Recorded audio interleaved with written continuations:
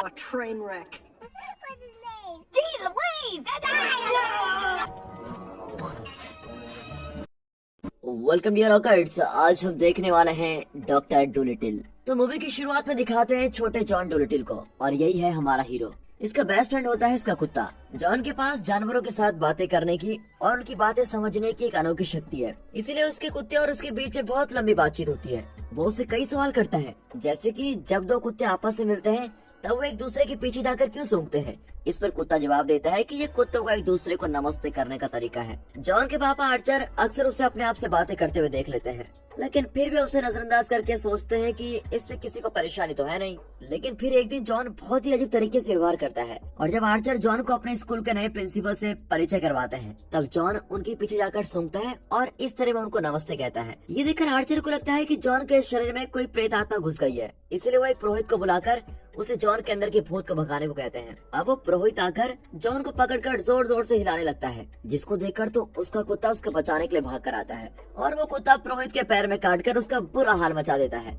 अब इस घटना के बाद आर्चर उस कुत्ते को घर से निकाल देता है, और इसी वजह से जॉन जानवरों के साथ बात करने की अपनी क्षमता को खो देता है। फिर कई साल बीत जाते हैं। अब जॉन बड़ा हो चुका है और वो एक डॉक्टर है। उसका अपना परिवार भी होता है, और जैसे उसके पापा ने चाहा था ठीक वैसे ही उस घटना के बाद से अब तक जॉन ने कभी कोई अजीब व्यवहार नहीं किया है। उसकी दो सुंदर बेटियां हैं जिनका नाम है चेरिस और माया, और उसकी सुंदर पत्नी है लीजा। अब उसकी छोटी बेटी माया को जानवरों से काफी लगाव होता है, और वो घर में एक पिग यानी सुअर को पालती है। अब वो एक हंस के बच्चे का अंडे से बाहर निकलने का इंतजार कर रही होती है। वो परेशान रहती है ये सोचकर कि अंडे से हंस का बच्चा बाहर निकलते समय अगर वो घर पर नहीं रहेगी तो क्या होगा, क्योंकि वो संडे को अपनी बहन के साथ एक कैंपिंग ट्रिप में जाने वाली है। अब कैरेट नाम की एक बड़ी मेडिकल कंपनी जॉन को अपनी टीम में लेना चाहती है, और वे चाहते हैं कि जॉन उनके साथ काम करे। जॉन का दोस्त डॉक्टर मार्क वेलर इस पार्टनरशिप से बहुत ही खुश होता है, क्योंकि उससे उन्हें और भी लाभ हो सकता है। लेकिन उस कंपनी का दूसरा स्टाफ डॉक्टर जेनेरिस इस बात से नाखुश होता है, क्योंकि उसे लगता है कि पार्टनरशिप से कंपनी के स्टाफ और पेशेंट्स की संख्या कम हो सकती है। अब जॉन को बताया जाता है कि उसे कैनलेड की एक इम्पोर्टेंट मीटिंग में शामिल होना होगा, और वो मीटिंग उसी दिन होती है जिस दिन वो अपने परिवार के साथ कैंप में जाने वाला होता है। इसलिए वो लीजा से माफी मांगता है, और वो उस मीटिंग के लिए घर में ठहर जाने का फैसला कर लेता है। फिर जब बच्चे कैंप के लिए तैयार हो जाते हैं तब माया उसके पास आकर कहती है कि उसका पालतू सुअर कहीं खो गया है। तब जॉन उसे यकीन दिलाता है कि वो जरूर उसको ढूंढ निकालेगा और उसको बिल्कुल सुरक्षित रूप से रखेगा। वो उसको ये भी वादा करता है कि अगर हंस का अंडा फूट जाता है तो वो जल्दी उस बारे में उसको खबर भी कर देगा। फिर वो उन्हें कैंप में भेजता है। फिर रात को सोते समय वो अचानक जागता है और वो देखता है कि सुअर उसके शरीर पर चल रहा है। फिर वो उसे उसके पिंजरे में रखकर फिर सोने आता है। तब उसे उसके हॉस्पिटल से कॉल आता है और उसे कहा जाता है कि एक इमरजेंसी है। फिर वो हॉस्पिटल चला जाता है और उसके पेशेंट का इलाज करता है। अब उसका काम खत्म होने के बाद बहुत ही थका हुआ होता है, और रात को कार ड्राइव करके घर लौटते समय वो एक कुत्ते को ठोकने वाला होता है, लेकिन तब तक वो गाड़ी दूसरे साइड लेके चला जाता है। तभी वो कुत्ता उससे कहता है कि जरा संभाल कर गाड़ी चलाना। अब ये सुनकर वो चौंक जाता है, और वो उसको मूर्ख इंसान भी कहता है। लेकिन जॉन इस बात को नजरअंदाज करता है ये सोचकर कि उसे नींद में कोई भ्रम हुआ होगा। अगले दिन सुबह जॉन अपने कलीग्स के साथ कैनेट के ओनर कैलोवे के साथ एक मीटिंग पर होता है, और वो भी एक रेस्टोरेंट में। अब मीटिंग चलते समय कुछ पंछियां जॉन को कुछ कहने लगते हैं। अब ये सुनते ही जॉन को कुछ समझ नहीं आता, इसलिए वो कोई बहाना देकर तुरंत उस रेस्टोरेंट से बाहर निकल जाता है, और इस बार भी जॉन इस बात को नजरअंदाज कर देता है। फिर वो उसके पालतू सुअर को लेकर अपने परिवार के साथ कैंप में ज्वाइन करने जा रहा होता है। तभी वो सुअर भी उससे बातें करने लगता है। अब इससे गुस्सा होकर वो गाड़ी वहीं पर रोक देता है, और तब उसको पता चलता है कि उसकी बचपन की शक्ति फिर से उसको मिल गई है, और वो बोलने वाला सुअर उसकी बातों से जॉन को डरा देता है, और जॉन उसको उठाकर बीच रास्ते पर रख देता है। लेकिन कुछ दूर जाते ही वो अपना मन बदल लेता है और उस सुअर के साथ वो कैंप में पहुंच जाता है। फिर वो उसे माया के हाथों में सौंप देता है। उस रात जॉन अपने कमरे में अकेला होता है, और तब एक उल्लू उसको पुकारता है। वो उसे अपने पंख पर अटकी हुई एक छाल को निकालने को कहता है। अब वो हैरान होकर उल्लू की बातों को सुनकर उसकी मदद करता है। फिर उल्लू से कहता है कि जानवरों से बातें करने वाले इंसान की खबर पूरे जंगल में फैल गई है। फिर कुछ देर बाद उससे रैकून, कौवा और कई सारे पशु पक्षी बातें करने लगते हैं। अब इनसे घबराकर वो तुरंत अपने कमरे से बाहर चला जाता है, ये सोचकर कि उसके दिमाग में कुछ तो गड़बड़ी है। अब वो लीजा से कहता है कि उसे तुरंत शहर लौटना होगा, और वो उससे माफी मांगकर वहाँ से चला जाता है। फिर रास्ते में वो एक डॉक्टर को कॉल करके तुरंत उसके ब्रेन को स्कैन करने के लिए कहता है। अब रात के समय होने के बावजूद भी डॉक्टर मान जाता है और उसकी मदद करता है, लेकिन उस स्कैन के परिणाम से ये पता चलता है कि जॉन का दिमाग एकदम ठीक है। तब जॉन उस डॉक्टर को बताता है कि वो जानवरों की आवाजें सुन सकता है। इस पर डॉक्टर कहता है कि ये तो नामुमकिन है। अगले दिन लीजा जॉन की चिंता करते हुए उसे कॉल करती है लेकिन वो उसको कोई सच नहीं बताता और कहता है कि मैं ठीक हूँ। फिर वो एक पेट शॉप में जाता है और अंदर जाते ही उसे वहाँ के सभी कुत्तों की बातें सुनाई देती है और वे कह रहे होते हैं कि उन्हें एक मालिक की जरूरत है। फिर वो अपनी शक्तियों को टेस्ट करने के लिए एक कुत्ते को खरीद लेता है और बाहर आते हुए उससे पूछता है कि मुझे जानवरों की बातें क्यों सुनाई देती हैं। लेकिन बेचारा कुत्ता इस पर क्या जवाब देता, उसे इस बारे में कुछ भी नहीं पता होता। अब क्योंकि उसके लिए वो कोई काम का नहीं है, इसलिए वो उस कुत्ते को वहीं छोड़कर घर जाने का फैसला कर लेता है। लेकिन वो कुत्ता सीधे जमीन पर लेट जाता है और कहता है कि उसका पेट बहुत दर्द कर रहा है। अब इसलिए उसकी मदद करते हुए वो उसको एक जानवरों के डॉक्टर के पास लेके जाता है, उसका भी इलाज करवाता है। फिर उसे जब माया का कॉल आता है तब वो कुत्ते को भौंकते हुए सुन लेती है और वो उसको देखने के लिए बहुत उत्सुक हो जाती है। अब माया को बुरा न लगे इसलिए वो कुत्ते को अपने साथ ले जाने का फैसला कर लेता है। अब दोनों कैंप की तरफ बढ़ते हैं।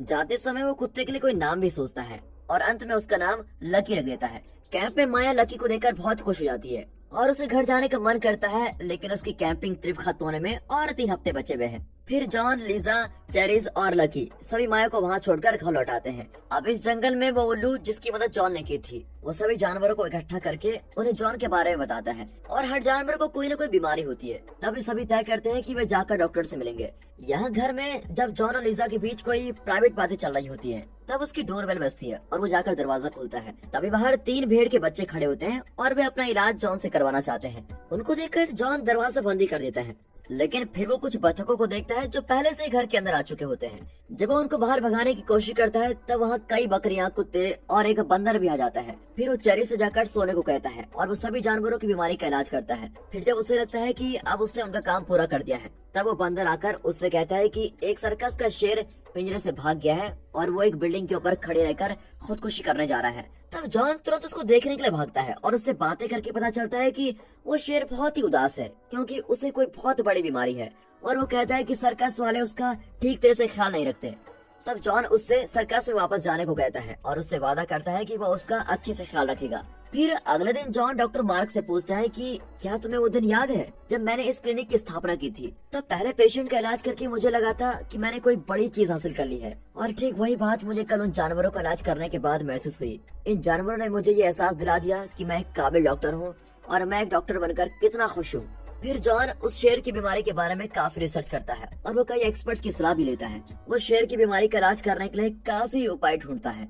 एक दिन अपने क्लिनिक में जाते समय वो एक चूहे को देखता है जो दर्द में तड़प रहा होता है और दूसरा चूहा उसकी मदद कर रहा होता है। तब जॉन उस चूहे को अपने हॉस्पिटल में ले जाकर उसका इलाज करता है और उस समय वहाँ उसके दोस्त और लिसा आते हैं और वे सब जॉन को उस चूहे को CPR देते हुए देख लेते हैं। फिर आखिर में चूहा तो बच जाता है, लेकिन वे सब सोचते हैं कि जरूर उसके दिमाग में कोई गड़बड़ है। फिर वे उसे डॉक्टर फिश नाम के एक साइकेट्रिस्ट के पास लेके जाते हैं और फिर उसे एक मानसिक रोग वाले अस्पताल में भर्ती किया जाता है। और एक दिन लिजा आकर उससे कहती है कि तुम्हें तब तक यहाँ रहना होगा जब तक तुम्हें जानवरों की बातें सुनाई देना बंद नहीं होती। वहाँ उसको कई दिन बीत जाते हैं, लेकिन जॉन जानवरों के साथ बातें करना बंद नहीं करता। फिर एक दिन डॉक्टर फिश एक ओरंगटन को वहाँ पर लेकर आता है और वो जॉन से बातें करता है और वे ओरंगटन के दिमाग को ट्रेस करते हैं ये देखने के लिए कि वो जॉन से बातें कर पाता है या नहीं। लेकिन क्योंकि वो ओरंगटन स्पेनिश होता है इसलिए उसे जॉन की बातें समझ में नहीं आती। एक दिन लकी उस शेर से मिलने जाता है जो मरने की स्थिति में होता है। शेर लकी से कहता है कि उसे बिल्कुल भी उम्मीद नहीं है कि जॉन वापस उसके पास आएगा और उसने जॉन पर भरोसा करके गलती की है। लकी को उसकी हालत देखकर बहुत बुरा लगता है, इसलिए वो सीधे उसे अस्पताल में लेके जाता है ये सोचकर कि वो जॉन को वहाँ से बाहर निकालने के लिए मदद करेगा। लेकिन वहाँ जाने पर जॉन उसको खूब डांटता है और कहता है कि तुम्हारे और बाकी जानवरों की वजह से ही मेरा यह हाल हुआ है। और जॉन की ये बातें सुनकर लकी वापस घर चला जाता है। अब वहाँ काफी दिनों तक रहने के बाद जॉन डॉक्टर फिश को धमकी देता है कि उसे उसके बारे में कई बातें पता है जो उसे उसकी बिल्ली ने बता दिया है और वह सभी को बातें बता देगा। ये सुनकर डॉक्टर फिश उसे अगले दिन बाहर भेज देता है। अब घर जाते ही वो सारे जानवरों के साथ बातें करना बंद कर देता है और वो उनकी बातों को अनसुना कर देता है। वहाँ लकी और सुअर उससे बातें करने लगते हैं, लेकिन वो उनकी बातों को टाल देता है और कोई जवाब नहीं देता। फिर वो अब नॉर्मल है ये यकीन दिलाने के लिए वो फिर अपने हॉस्पिटल में जाकर काम करने लगता है। और फिर काफी दिनों बाद वो कैनेट कंपनी के साथ पार्टनरशिप साइन करने के बारे में भी सोचता है। कैनेट कंपनी एक प्रेस कॉन्फ्रेंस आयोजित करती है ताकि पार्टनरशिप को सबके सामने साइन किया जा सकता है और फिर वे एक दूसरे के साथ काम करना भी शुरू कर सकते हैं। उस जगह पर पहुंचने पर जॉन और माया के बीच लंबी बातचीत चलती है और जॉन उससे कहता है कि तुम हमेशा तुम ही रहती हो, तुम कभी बदलती नहीं और ये बात मुझको बहुत ही अच्छी लगती है। लेकिन फिर उसको समझ में आता है कि वो खुद वास्तविक नहीं है और वो जानवरों की बातों को अनसुना करके लोगों के सामने नाटक कर रहा है। फिर वो लकी के साथ सर्कस में जाता है और वे शेर को बाहर निकालते हैं क्योंकि वो उसके इलाज करवाना चाहता है। अब यहाँ लंच पार्टी में उसके सभी दोस्त उसके आने का इंतजार कर रहे होते हैं, लेकिन इस पार्टनरशिप के विरोध में होने वाला डॉक्टर जीन सिर्फ पैसों के बारे में सोचने वाले डॉक्टर मार्क के साथ कुछ बहस करने लगता है और डॉक्टर जीन गलती से डॉक्टर मार्क के नाक पर चोट पहुंचा देता है और फिर उसको एक प्राइवेट कमरे में लेके जाता है। और उस कमरे में जाते ही जॉन को शेर के साथ खड़े देखकर बिल्कुल चौंक जाते हैं। वे उससे बहस करने लगते हैं, लेकिन फिर मार्क जीन से फिर बात करता है कि उन्हें सबसे पहले पैसे पर ध्यान देना चाहिए। अब गुस्से में आकर जीन उसके चेहरे पर मुक्का मार देता है और जीन जॉन से कहता है कि वो उस शेर को बचाने के लिए उसकी मदद करेगा। फिर उस शेर को सबसे छुपाकर ऑपरेटिंग रूम तक ले जाने के लिए वे उसको स्ट्रेचर पर रखकर ढक देते हैं और मार्क को उस पर लेटा देते हैं। लेकिन जॉन को वहाँ देखते ही सभी लोग उसको जबरदस्ती स्टेज पर भेज देते हैं और वो स्ट्रेचर और शेर को वहीं छोड़ देते हैं। लेकिन कुछ देर बाद शेर जॉन के सुअर को देख लेता है और वो स्ट्रेचर से बाहर निकलता है, जिसको देखकर सभी घबरा जाते हैं। अब जॉन सभी को शांत रहने के लिए कहता है और कहता है कि ये शेर बहुत बीमार है और उसको एक सर्जरी की जरूरत है। फिर जॉन और जीन मिलकर उस टाइगर को ऑपरेटिंग रूम में लेके जाते हैं और सर्जरी करने लगते हैं। अब ये चलते समय सारे रिपोर्टर्स, वहाँ के मेहमान सभी वहाँ पर घेर कर उस सीन को देखने लगते हैं। तब सभी को यकीन हो जाता है कि जॉन सच में जानवरों के साथ बातें कर सकता है। अब हॉस्पिटल के बाहर पुलिस की गाड़ी आती है और वे शेर को चुराने के जुर्म में जॉन को अरेस्ट करने आए होते हैं, लेकिन उन्हें वो सारे जानवर रोक देते हैं जिन्होंने अपना इलाज जॉन से करवाया था। फिर ये खबर पूरी दुनिया में फैल जाती है और दुनिया के लोगों को जॉन की शक्ति के बारे में पता चल जाता है। आखिर में जीन और जॉन उस शेर को बचा लेते हैं और ये देखकर सभी लोग उनकी तारीफ करते हैं। कैलोवे जॉन से इस काम को देखकर बड़ा खुश हो जाता है और वे उसे कॉन्ट्रैक्ट पेपर्स पर साइन करने को कहता है, लेकिन जॉन और जीन उसे मना कर देते हैं। लेकिन मार्क कैलोवे से कहता है कि वो उसकी कंपनी ज्वाइन करना चाहता है और तब उसके चेहरे पर कबूतर ये कर देता है। अब इस घटना के बाद काफी दिन बीत जाते हैं और जॉन अपनी नॉर्मल जिंदगी जी रहा होता है। तभी एक दिन माया जिस अंडे के फूटने का इंतजार कर रही थी वो आखिरकार फूट ही जाता है और उसमें से एक मगरमच्छ का बच्चा बाहर निकलता है। फिर जॉन लूसी के साथ उस टाइगर से मिलने के लिए सर्कस की तरफ जा रहा होता है। और दोस्तों, इसी के साथ ये मूवी यहाँ पर खत्म होती है। बाकी दोस्तों, अगर आप जानवरों से प्यार करते हैं और आपको मूवी अच्छी लगी हो और वीडियो अच्छी लगी हो और एक्सप्लेनेशन अच्छा लगा हो तो वीडियो को लाइक कर दें, चैनल को सब्सक्राइब करना बिल्कुल मत भूलेगा। बाकी मिलते हैं अगली वीडियो में, तब तक के लिए गुड बाय, अपना ख्याल रखिए and finally thanks for watching.